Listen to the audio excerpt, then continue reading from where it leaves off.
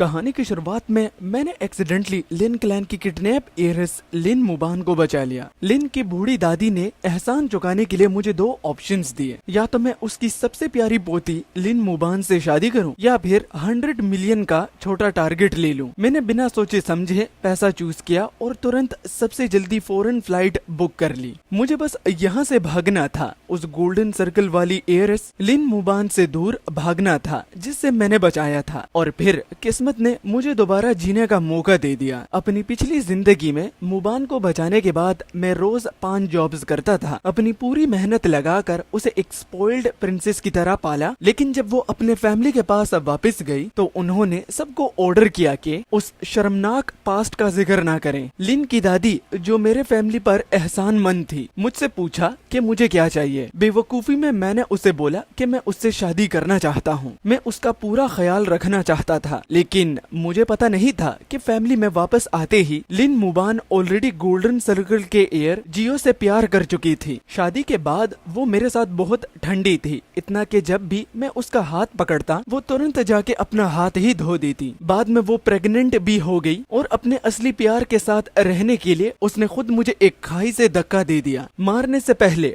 वो अपने हील्स में मेरे खून के पास आई और हंस कर बोली, तो जैसा गरीब और बेकार आदमी क्या सच में मेरा पति बनने के लायक भी है? मेरा पहला चॉइस हमेशा कोई और ही होगा। पर जब मैंने अपनी आंखें खोली, मैं वापस उस दिन पर आ गया जब लिन की दादी ने मुझे रिवॉर्ड पूछा था। इस बार मैंने अपने सारे इल्यूजन्स साइड में रख दिए और लिन मुबान की तरफ देखा भी नहीं। मुझे कैश चाहिए और यूनाइटेड स्टेट्स का टिकट चाहिए और पैसे। क्या तुम मेरे साथ कोई माइंड गेम खेल रहे हो? लिन मुबान की तेज आवाज ने लिन विला की लग्जरी साइलेंस तोड़ दी। वो एक जेन्युइन लेदर के यूरोपियन सोफा पर बैठी थी, हाथ क्रॉस किए हुए, और उसकी आंखों में जो कभी सिर्फ मेरे लिए होती थी अब सिर्फ नफरत और मजाक था। उसे फैमिली में वापस आए सिर्फ 3 दिन हुए थे। जो सस्ता सा कॉटन ड्रेस मैंने अपनी सेविंग्स से खरीदा था वो अब रिप्लेस हो चुका था एक हाई फैशन शनेल के आउटफिट से। उसके गले में चमकता हुआ डायमंड नेकलेस जैसे हम दोनों के बीच के क्लास डिफरेंस को क्लियरली दिखाता था। लिन की दादी मेन सीट पर सीधी बैठी थी, हाथ में पर्पल सैंडलवुड का रोजरी, और उसकी धुंधली पर तेज आंखें मुझे ऐसे देख रही थी जैसे मैं कोई लो क्वालिटी प्रोडक्ट हूँ जिसका अभी भी थोड़ा सा वैल्यू चेक किया जा रहा हो। मिस्टर गियो, ग्वानियर का नेचर थोड़ा सीधा है, प्लीज बुरा मत मानिएगा। लिन मुबान के पीछे से एक आदमी बाहर आया, व्हाइट सूट पहने हुए जिसमें सबटाइल स्ट्रिप्स थे, और वो था जियो, गोल्डन सर्कल का एक मशहूर स्पेंडथ्रिफ्ट। वो बिल्कुल नेचुरल तरीके से लिन मुबान के पास बैठ गया और उसका हाथ पकड़ लिया। लिन मुबान ने ना सिर्फ हाथ नहीं हटाया बल्कि हल्का सा शर्माकर उसकी तरफ झुक भी गई। जियो ने मुझे देखा, उसके होंठों पर एक हल्की सी स्माइल थी, ऊपर से फ्रेंडली लेकिन अंदर से पूरी तरह जहर और मेलाइस से भरी हुई है। मिस्टर गियो ने लिन मुबान को बचाया है, कंपनसेशन चाहिए तो नेचुरल है। बस मुझे ये नहीं पता था कि मिस्टर गियो का एपिटाइट इस पैसे के लिए कितना बड़ा है। उसने जानबूझकर एपिटाइट शब्द पर जोर दिया। उसकी नजर में कंडेंसेशन, भीख देने जैसा एटीट्यूड और सीधा वर्थलेसनेस से भरी हुई थी। मैंने शांत रहकर उन तीनों को देखा। वो गिरने का एहसास, जिंदा जिंदा टूटने का दर्द अभी भी मेरे हड्डियों में बसा हुआ था, और लिन मुबान के वो लफ्ज, तो जैसा गरीब घटिया आदमी कैसे हिम्मत कर सकता है वो भी मेरा पति बनने का, अभी भी ये लफ्ज मेरे कानों में गूंज रहे थे। मैंने अपने थॉट्स हटा दिए, एक नजर जियो पर डाली, फिर सीधा लिन की दादी की तरफ देखा। मुझे 10 मिलियन चाहिए। मेरी आवाज बिल्कुल सीधी थी, जैसे मैं बस आज के मौसम की बात कर रहा हूँ। रूम एकदम से मौत जैसा खामोश हो गया। फिर अचानक लिन मुबान ठंडी एग्जैजुरेटेड हंसी हंस पड़ी। 10 मिलियन? क्या तुम पागल हो? वो झटके से खड़ी हुई और उंगली से मेरी तरफ इशारा किया। तुम रोज 4 जॉब्स करते हो, रेस्टोरेंट में टेबल सर्व करते हो, कंस्ट्रक्शन साइट पर ब्रिक्स उठाते हो, पूरा महीना जान तोड़ मेहनत करते हो, कितना कमा लेते हो, और अब सीधा 10 मिलियन मांग रहे हो? क्या तुम्हें लगता है लिन फैमिली का पैसा फ्री में मिलता है? उसकी आंखों में वर्थलेसनेस उभर कर बाहर आ रही थी। मुझे पता था तुमने मुझे काइंडनेस से नहीं बचाया, तुम तो एक खून चूसने वाले वेम्पायर हो। पहले तुमने हम्बल बनने का नाटक किया जैसे तुम चले जाओगे, लेकिन असल में तुम इतनी बड़ी रकम मांगने के लिए प्लान बना रहे थे, है ना? जियो ने तुरंत लिन मुबान का हाथ पकड़ लिया और उसकी पीठ थपथपाई। लिन मेरी जान, शांत हो जाओ, गुस्सा मत करो, तुम खुद को ही नुकसान पहुंचाओगी। फिर उसने मेरी तरफ देखा, हल्का सा बाएं से कुड़ते हुए, जैसे उसे सच में अफसोस हो, लेकिन उसका एक्सप्रेशन बिल्कुल फेक था। मिस्टर गियो, मैंने सोचा था कि तुम एक ईमानदार आदमी हो, एक्सपेक्ट नहीं किया था कि तुम इतने ग्रीडी निकलोगे। 10 मिलियन लिन फैमिली के लिए कुछ भी नहीं है, लेकिन तुम जैसे लो क्लास आदमी के लिए इतना पैसा एकदम मिल जाना तुम्हें गलत रास्ते पर ले जा सकता है। मेरा मशवरा है थोड़ा रियलिस्टिक बनो, 1 लाख या 80,000 मांगो, एक छोटा सा बिजनेस शुरू करो, क्या वो बेटर नहीं होगा? उसकी हर बात ऐसे लग रही थी जैसे वो मेरी फिक्र कर रहा हो, लेकिन हर लफ्ज मुझे ग्रीडी और निकम्मा कह रहा था। जियो का वो हिपोक्रेट चेहरा देखकर अचानक मुझे महसूस हुआ कि मेरी पिछली जिंदगी कितनी बेवकूफ थी। मैं ऐसे फेक आदमी से हार गया था। मैं उसकी प्रोवोकेशन इग्नोर की और सीधा लिन की दादी की तरफ देखा। मैडम लिन, क्या मिस लिन मुबान की जिंदगी 10 मिलियन से भी कम कीमत रखती है? ये सुनते ही दादी लिन ने अपना रोजरी घुमाना रोक दिया। उसकी धुंधली आंखों में एक गहरा थोड़ा सा अंधेरा चमक उठा। लिन फैमिली जीएस की टॉप फैमिलीज में से एक थी। अगर ये बात बाहर चली गई कि लिन मुबान की जान बचाने वालों को सिर्फ 1 लाख मिला तो उनकी इज्जत का क्या होता? ठीक है, 10 मिलियन मिलेंगे तुम्हें, उन्होंने भारी और अथॉरिटी से भरे हुए आवाज में कहा। दादी, लिन मुबान बेचैन हो गई। जमीन पर पैर पटकते हुए, आप इतनी बेकार डिमांड कैसे मान सकती हैं? गरीब अगर इतना पैसा ले लेगा पता नहीं कैसे उड़ा देगा। दादी लिन ने हाथ उठाकर उसे चुप कराया, फिर ठंडी नजर से मुझे देखा। जी, मैं तुम्हें 10 मिलियन दे सकती हूँ, लेकिन उसके बदले तुम्हें एक कॉन्फिडेंशियली एग्रीमेंट साइन करना होगा। आज के बाद तुम किसी को नहीं बताओगे कि तुमने लिन मुबान को बचाया था, और ना ही किसी भी वजह से लिन मुबान और लिन फैमिली के सामने दोबारा आओगे। क्या तुम्हें मंजूर है? मैंने बिना एक सेकंड सोचे सर हिला दिया। बिल्कुल, सच कहूँ तो मैं खुद भी चाहता हूँ कि मेरी जिंदगी में मैं दोबारा आप लोगों से कभी मुलाकात ना हो। लिन मुबान एकदम से स्टन रह गई। उसने एक्सपेक्ट ही नहीं किया था कि मैं इतनी जल्दी बिना किसी लगाव के मान जाऊंगा। उसके दिमाग में मैं शायद अभी भी वो आदमी था, एक कुत्ता जो उसके पीछे दुम हिलाता फिरता है, उससे चिपकता रहता है। हाँ, ड्रामा बंद करो। क्या तुम्हें लगता है पैसे से तुम अपनी लो क्लास बदबू छुपा सकते हो? मैं तुम्हें बता रही हूँ, इवन अगर तुम्हारे पास 10 मिलियन हो, मेरी नजर में तुम हमेशा एक घटिया गरीब ही रहोगे। जियो तुरंत बीच में बोलते हुए अपनी आवाज में घमंड भरकर कहा, मिस्टर गियो, लिन की बातें सीधी हैं, लेकिन सच हैं। हमारे सर्कल्स अलग हैं। ज्यादा जबरदस्ती मत करो, पैसा लो और अपनी औकात वाली जगह चले जाओ। मैंने दोनों को एक साथ बोलते हुए देखा जैसे चोर्स हो। अंदर से मैं बिल्कुल शांत था, थोड़ा सा हंसने का मन भी कर रहा था। मुझे पैसे कब मिलेंगे? मैंने सीधा पूछा, उनकी बातों को इग्नोर करते हुए, और लिन की दादी की तरफ देखा। फाइनेंस डिपार्टमेंट चेक प्रिपेयर करेगा, मुझे बैंक ट्रांसफर चाहिए, मैं चेक एक्सेप्ट नहीं करता। मैंने फ्रिमली कहा, चेक फ्रीज होने का रिस्क होता है, मैं उन्हें कोई भी कंट्रोल का मौका नहीं देना चाहता था। दादी लिन ने मुझे गहरी नजर से देखा, फिर आखिरकार सिर हिला दिया। ठीक है, कल दोपहर अपने डॉक्यूमेंट्स के साथ लिन ग्रुप आ जाना, एग्रीमेंट साइन करना होगा। मैं बिना एक सेकंड रुके दरवाजे की तरफ मुड़ गया। कल मिलते हैं। जैसे ही पैसे मेरे अकाउंट में आएंगे मैं तुरंत गायब हो जाऊंगा। मिस लिन और मिस्टर जियो को लंबी जिंदगी मुबारक। अगले दिन दोपहर मैं टाइम पर लिन ग्रुप के लीगल डिपार्टमेंट पहुंच गया। एग्रीमेंट की कंडीशंस बहुत ही स्ट्रिक्ट थी। ऐसा लग रहा था जैसे मुझे लिन मुबान का नाम लेने का भी कोई हक नहीं होगा। मैंने उन्हें पढ़ा भी नहीं, सीधा लास्ट पेज पर साइन किया और अपना थंब प्रिंट लगा दिया। थोड़ी देर बाद मैसेज आया, 10 मिलियन मेरे अकाउंट में ट्रांसफर हो चुके थे। उस लंबी नंबर्स की लाइन को देखकर मैंने गहरी सांस ली। अब मैं सच में आजाद था। मैं बिल्डिंग से बाहर निकला और एक टैक्सी लेकर अपने पुराने अंधेरे और गीले बेसमेंट रूम में वापस आ गया। वही जगह जहां मेरी पिछली जिंदगी की सारी मेहनत और दर्द बसा हुआ था। कोने में अभी भी वो प्लास्टिक बॉटल्स और कार्टन्स पड़े हुए थे जो मैंने इकट्ठा किए थे सिर्फ इसलिए ताकि लिन मुबान के लिए न्यूट्रिशनल सप्लीमेंट्स खरीद सकूं। टेबल पर एक सस्ती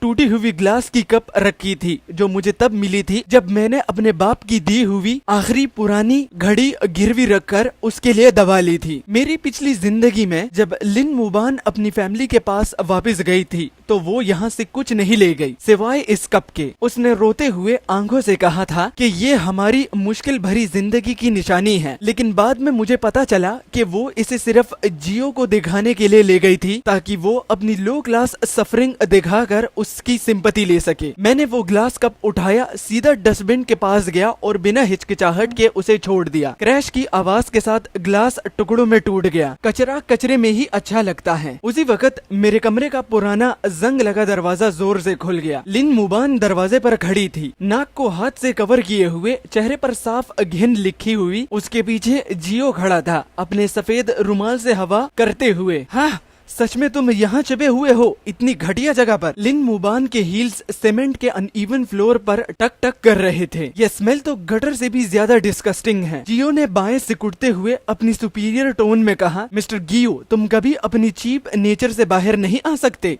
10 मिलियन होने के बाद भी तुम ऐसे ही रह रहे हो। लिन मुबान अंदर आ गई। उसकी नजर छोटे से कमरे में घूमी और जैसे ही उसने डस्टबिन में पड़े हुए टूटे हुए ग्लास के टुकड़े देखे, उसका चेहरा एकदम सफेद पड़ गया। गियू, तुम्हारी हिम्मत कैसे हुई मेरे कप को तोड़ने की? उसने डस्टबिन की तरफ उंगली दिखाई। उसकी आवाज इतनी तेज थी कि कानों में चुभ रही थी। मैं अपने कपड़े एक पुरानी कैनवास बैकपैक में डाल रहा था। जिप बंद करते हुए मैंने सीधा जवाब दिया, बस एक टूटी हुई कप थी, बेकार चीज थी, इसलिए फेंक दिया। तुम्हें क्या पता वो क्या थी? लिन मुबान ने इंस्टेंटली जवाब देना चाहा, लेकिन बीच में ही रुक गई। उसने साइड में खड़ा मिस्टर जियो की तरफ देखा और बाकी लफ्ज निगल लिए। वो उसके सामने अपने पास्ट के लिए कोई लगाव दिखाना नहीं चाहती थी। जियो ने तुरंत उसके इमोशनल चेंज को नोटिस कर लिया। वो आगे बढ़ा और अपने जूते की टिप से जमीन पर पड़े गिलास के टुकड़ों को हल्का सा हिला दिया। होठों पर एक हल्का सा मजाक उड़ाता हुआ स्माइल के साथ, मिस्टर गियो, लिन मुबान थोड़ी नॉस्टैल्जिक हो रही है। चाहे ये कचरा ही क्यों ना हो, उसके लिए इसका कुछ मतलब है। आपने इसे अब बेरहमी से तोड़ दिया तो आपके पीओवी से क्या ये थोड़ा सा इनसेंसिटिव नहीं है? उसने एक नकली सी सांस भरी, फिर अपनी वॉलेट से 100 का नोट निकाला और भीख की तरह मेरे पैरों के पास फेंका। ये सब सस्ती चीजें हैं, 100 में बहुत सारी आ जाएंगी। समझो, लिन मुबान के लिए मैं तुम्हें पे कर रहा हूँ। ऐसी शक्ल मत बनाओ जैसे तुम मर गए हो। वो हल्का सा नोट मेरे बैकपैक में गिर गया। मैंने अपना काम रोक दिया, धीरे से सीधा खड़ा हुआ और ठंडी नजरों से जियो को देखा। मिस्टर जियो, तुम्हारा पैसा बहुत गंदा है, मुझे घिन आती है। जियो का चेहरा तुरंत डार्क हो गया। हाँ, तुम्हें तो अच्छी चीजों की कोई कदर ही नहीं है। तुम्हें लगता है 10 मिलियन होने से तुम मेरे लेवल पर आ जाओगे? मेरी नजर में तुम अब भी एक कीड़े हो जो सिर्फ भीख मांगना जानता है। लिन मुबान तुरंत जियो के आगे आकर खड़ी हो गई, मुझे गुस्से से घूरते हुए। गियू, तुम पागल हो गए हो क्या? जियो ने तुम्हें दया से पैसे दिए और तुम उसी को ही इंसल्ट कर रहे हो। अभी के अभी पैसे उठाओ और उससे माफी मांगो। उसका ये एरोगेंट और नेचुरल एटीट्यूड बिल्कुल वैसे ही था जैसे मेरी पिछली जिंदगी में था। मैं थोड़ा हंसा, ठंडी सी हंसी। उसने गुस्से में अपना पैर उठाया और सीधा 100 के नोट पर रखकर उसे जोर से रगड़ने लगी। माफी मांगू? क्या वो डिजर्व करता है? मैंने सीधा उसकी आंखों में देखते हुए कहा, लिन मुबान, क्या तुम्हें सच में लगता है दुनिया तुम्हारे अराउंड घूमती है? पहले मैं तुम्हें टॉलरेट करता था क्योंकि मैं अंधा था। अब मेरी नजर में तुम्हारी कीमत इस डस्टबिन के ग्लास के टुकड़ों से भी कम है। लिन मुबान की आंखें शौक से फैल गई। उसे यकीन नहीं हो रहा था कि मैं, जो हमेशा उसे खुश करता था, उससे ऐसी बात कर रहा हूँ।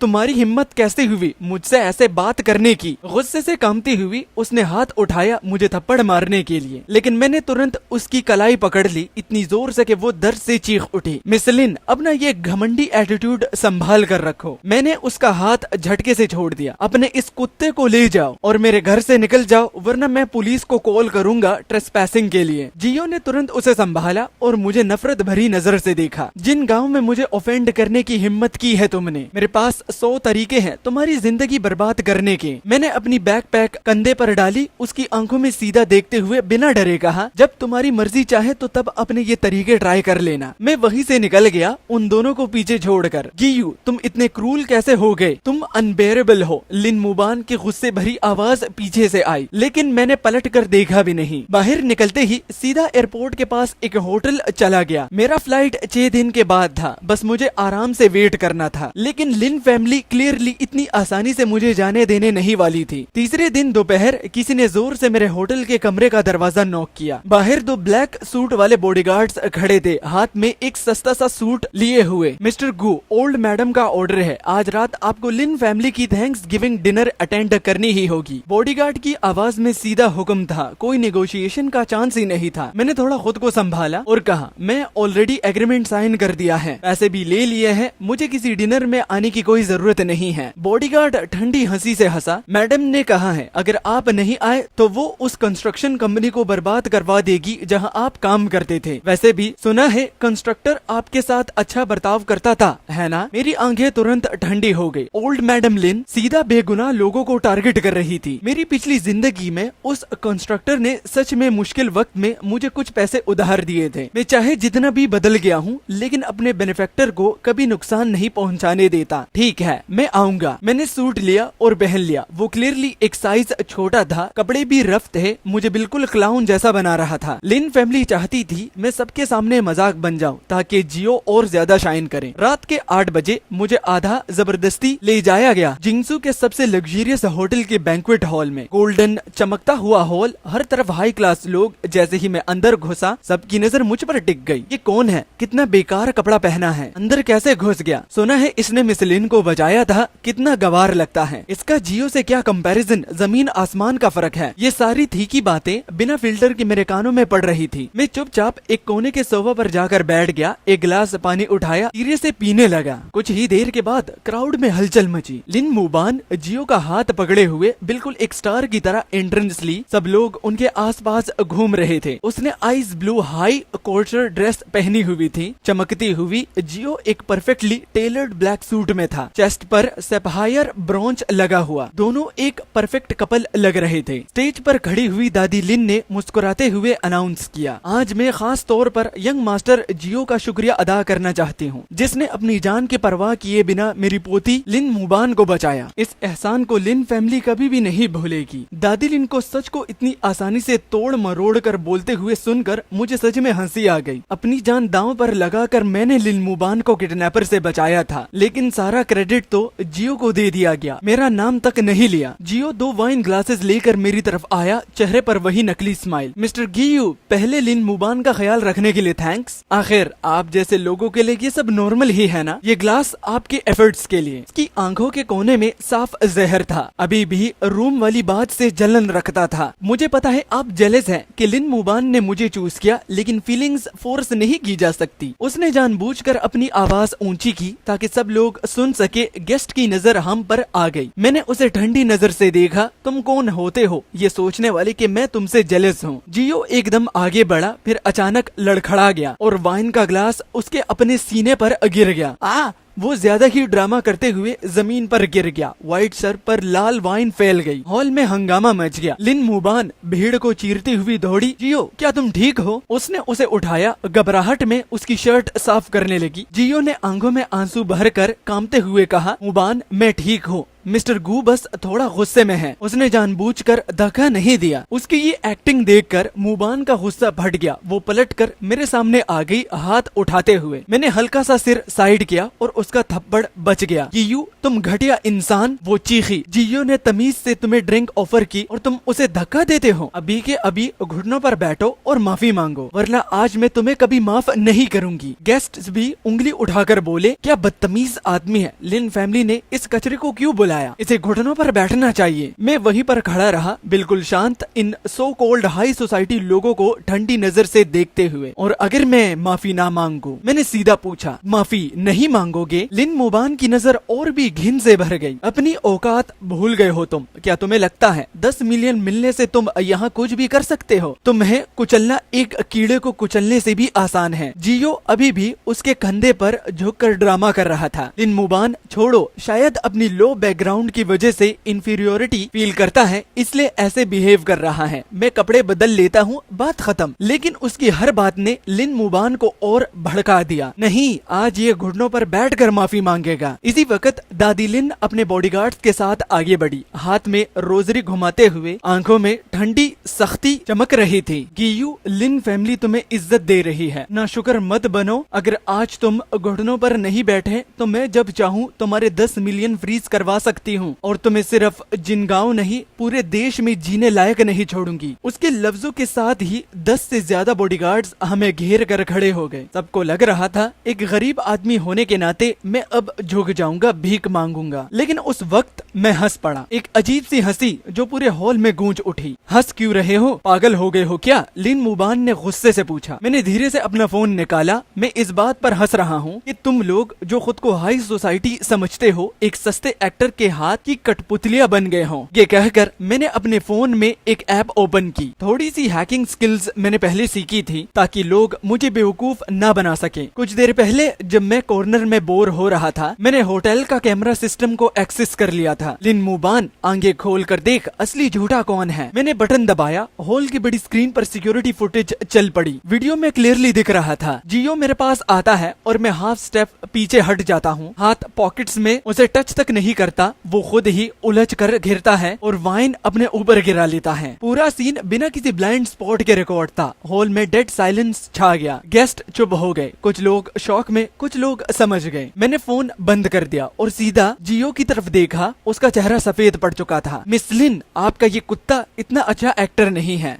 तुम्हारी हिम्मत कैसे हुई मुझे फंसाने की। जियो का चेहरा टेढ़ा हो गया। ये वीडियो फेक है, उसने जोर से चिल्लाया। अब गेस्ट धीरे धीरे उसकी तरफ देखकर बातें करने लगे। खुद ही गिर गया। कितनी शर्म की बात है। लिन मुबान का जिस्म कांप रहा था। गियू, तुम कितने घटिया हो, चुप कैसे रिकॉर्ड करते हो। क्या तुम जियो की रेपुटेशन बर्बाद करना चाहते हो। मैंने उसे देखा, बस एक ही एहसास था, अंदर सिर्फ बेकार सी लग रही थी। लिन मुबान, अगर तुम अपना दिमाग यूज नहीं करती तो उसे किसी और को दे दो। मेरी आवाज ठंडी थी। उसने मुझे प्रोवोक किया। उसने खुद ही वाइन गिराई। मैंने सिर्फ दिखाया जो कि सच था। और वो भी तुम्हें बुरा लग रहा है कि मैं एक बुराई कर रहा हूँ। दादी लिन का गुस्सा फट पड़ा। ये हद पार हो गई। सिक्योरिटी, इसे बाहर निकालो। बॉडीगार्ड्स मेरी तरफ बढ़ने लगे। मैंने हाथ उठाकर उन्हें रोका। जरूरत नहीं, मैं खुद चला जाऊंगा। मैंने सीधा सबकी तरफ देखते हुए कहा, लिन फैमिली के 10 मिलियन मुझे मिल चुके हैं। आज के बाद मेरा लिन मुबान या लिन फैमिली से कोई लेना देना नहीं है। तुम्हारा ये गंदा सर्कल मैं एक सेकंड भी और बर्दाश्त नहीं कर सकता। मैंने माइक फेंका और बिना पीछे देखे मुड़ गया। जैसे ही मैं निकला, बॉडीगार्ड्स खुद ही साइड हो गए। पीछे से लिन मुबान की आवाज आई, गियू, अगर आज तुम इस दरवाजे से बाहर गए तो बाद में चाहे तुम घुटनों पर भी गिर कर भीख मांगो, मैं तुम्हारी तरफ देखूंगी भी नहीं। मैंने बिना मुड़े जवाब दिया, जैसे तुम्हारी मर्जी। 1 महीना बीत गया उस तमाशेदार डिनर को। उस 1 महीने के लिए लिन मुबान की जिंदगी उलट गई। सुबह उठते ही अब उसके लिए कोई गरम ऑरेंज तैयार नहीं होता था। उसके वार्डरोब में महंगी ड्रेसेस तो थी, लेकिन उसके साथ मैचिंग एक्सेसरीज कभी ठीक से सेट नहीं होती, क्योंकि पहले सब कुछ मैं अरेंज करता था। जब उसका पेट दर्द करता तो वो जियो को कॉल करती। उसका जवाब होता था, गर्म पानी पी लो, मैं मीटिंग में हूँ। पहले मैं उसके लिए बारिश में आधा शहर पार करके उसके लिए उसकी पसंद की गर्म खिचड़ी लेकर आता था। वो मानना नहीं चाहती थी, लेकिन उसे मेरी आदत हो चुकी थी। फिर भी अपने आप को समझाती। बस एक नौकर था जो चला गया। ऊपर से जियो भी धीरे धीरे अपना असली चेहरा दिखाने लगा। उसकी जैकेट्स पर सस्ता परफ्यूम की स्मेल आने लगी। एक दिन असिस्टेंट डरते डरते एक रिपोर्ट लेकर आई। मिस लिन, मिस्टर गियो की फॉरेन में अपनी कंपनी है जिसका मार्केट वैल्यू 100 ऑफ मिलियंस है। लिन मुबान ने झटके से रिपोर्ट छीन ली। फोटो में मैं था, शार्प सूट में, कॉन्फिडेंट नजर के साथ। ना वो पुराना गरीब लुक, ना वो सबमिसिव एटीट्यूड। उसके दिल में एक अजीब सी फीलिंग उठी, कंट्रोल खो देने का डर और जलन। ये कैसे हो सकता है। अगले ही दिन 10 सेंटीमीटर हील्स पहनकर वो सीधा मेरी कंपनी पहुंच गई। रिसेप्शनिस्ट को इग्नोर करते हुए सीधा मेरे ऑफिस में घुस गई। मैं बड़े डेस्क के पीछे बैठा रिपोर्ट्स पढ़ रहा था बिना सर उठाए। जियो, ये सब क्या है। उसने डेस्क पर जोर से हाथ मारा। मैंने धीरे से रिपोर्ट बंद की और ठंडी नजर से उसकी तरफ देखा। लिन मुबान, अब तुम्हें मेरी जरूरत कहाँ से पड़ गई कि अपने तेवर बदल कर यहाँ आए हो और अपने ही सेवियर पर अब तुम केस करने लगी हो। चाहिए क्या ये बताओ। इसी के साथ पहला पार्ट हम यहाँ पर समाप्त करते हैं, फिनिश करते हैं और खत्म करते हैं। मिलता हूँ इसके अगले एपिसोड के साथ जो कि कल होने वाला है। तब तक के लिए अलविदा, टाटा एंड बाय।